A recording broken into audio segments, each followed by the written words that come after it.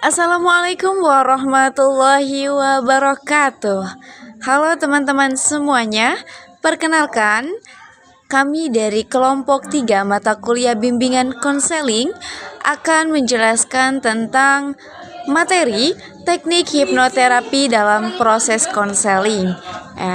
Baik, di sini saya sebagai salah satu anggota dari kelompok 3 akan menjelaskan tentang pengertian hipnoterapi, yakni hipnoterapi adalah cabang ilmu psikologi yang mempelajari manfaat sugesti untuk mengatasi masalah pikiran, perasaan, dan perilaku seseorang.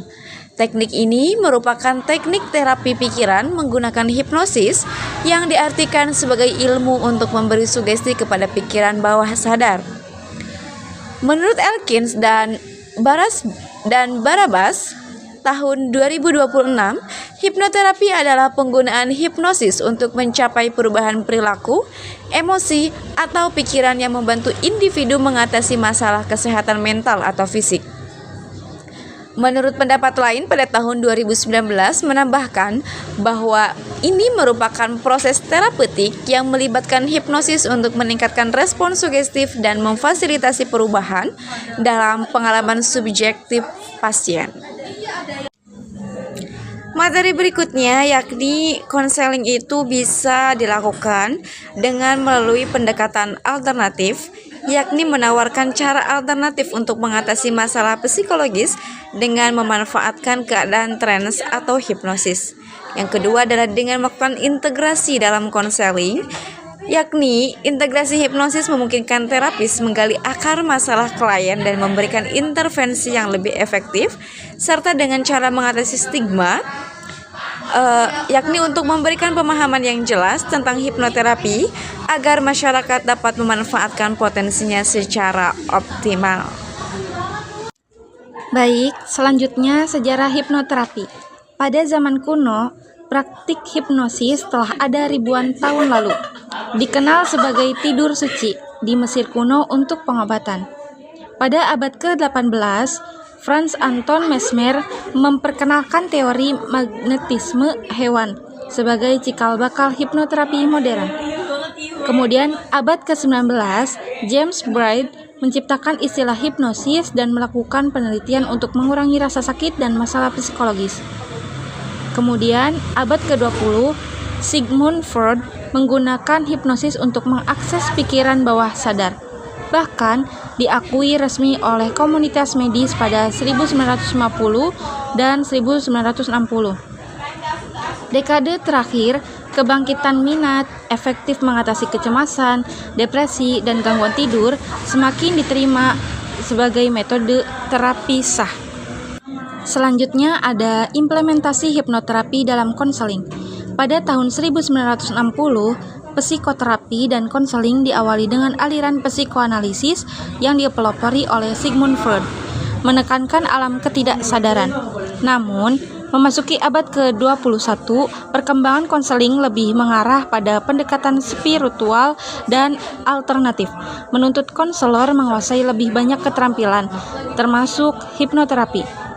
Banyak konselor di Indonesia masih anti terhadap hipnosis, menganggapnya sebagai hilangnya kesadaran. Padahal, orang yang dihipnosis tidak tidur sesungguhnya, melainkan berada dalam kondisi bawah sadar dan tetap menyadari perilakunya. Mereka dapat menolak sugesti yang bertentangan dengan keinginan atau norma. Implementasi hipnosis dan konseling dikenal sebagai hipnokonseling, mengacu pada penggunaan pola bahasa dan kondisi hipnosis dalam hubungan konseling. Beberapa teknik konseling seperti kursi kosong, care terapi, relaksi, dan desensitasi sebenarnya merupakan teknik hipnoterapi. Konseling dan hipnoterapi sama-sama bertujuan mengatasi masalah psikologis klien.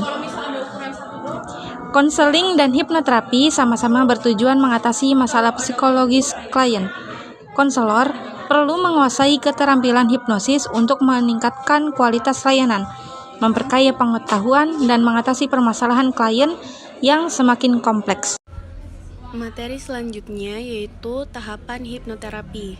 Yang pertama ada pre-induction interview, yang kedua ada induction atau induksi, yang ketiga ada deepening, yang keempat ada deep level test, yang kelima ada termination atau terminasi, yang keenam ada post hypnotic behavior.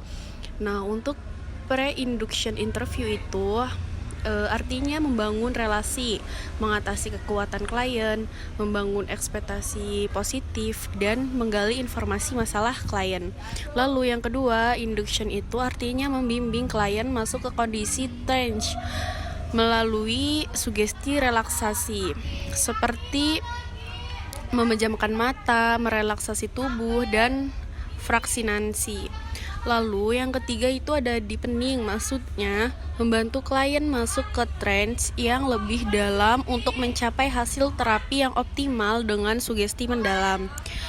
Terus yang selanjutnya itu deep level test, artinya menguji kedalaman sugesti klien memasuki alam bawah sadar. Tingkat kedalaman bervariasi pada setiap individu. Lalu ada termination, artinya proses mengembalikan pikiran bawah sadar ke pikiran sadar, dilakukan saat klien siap dibangunkan dari hipnotis. Lalu yang terakhir ada post hypnotic behavior, perilaku atau nilai baru yang didapatkan klien setelah terbangun dari hipnosis hasil dari sugesti terapeutik. Lalu ada hipnosis dalam konseling. Di sini terbagi menjadi 4. Yang pertama, pikiran bawah sadar. Yang kedua, hipnokonseling. Yang ketiga, kontak psikologis. Dan yang keempat, teknik terintegrasi. Nah, untuk pikiran bawah sadar ini maksudnya adalah hipnosis adalah teknik untuk memperkecil peran atau critical area sehingga informasi lebih mudah masuk ke subconscious. Lalu yang kedua ada hipnokonseling. Maksudnya pemanfaatan hipnosis dalam konseling dikenal sebagai hipnokonseling, mendukung pendekatan utama konselor. Lalu yang ketiga ada kontak psikologis. Dalam konseling, hipnosis state menciptakan kontak psikologis di mana klien lebih terbuka dan menerima saran. Lalu yang terakhir ada teknik terintegrasi, artinya beberapa teknik konseling seperti kursi kosong dan relaksasi merupakan bagian dari hipnoterapi. Oke, selanjutnya ada manfaat hipnoterapi. Hipnoterapi menawarkan perubahan perilaku yang drastis dengan langsung menyasar pikiran bawah sadar, pusat database program dan informasi manusia. Sugesti yang diberikan ke alam bawah sadar dapat mengubah perilaku dan dapat dideteksi kembali saat sadar.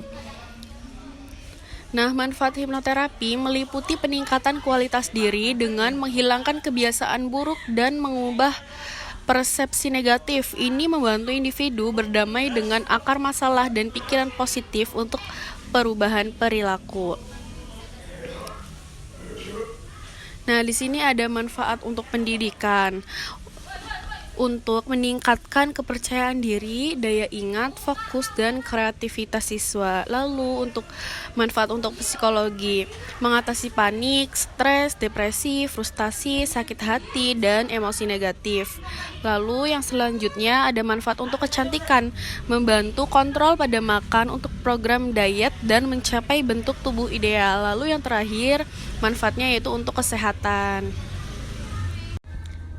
Baik, terakhir adalah kesimpulan dari materi yang disampaikan bahwa bentuk hipnoterapi yang memanfaatkan kondisi hipnosis untuk mengatasi masalah psikologis, emosional atau fisik dengan meningkatkan fokus dan sugestibilitas.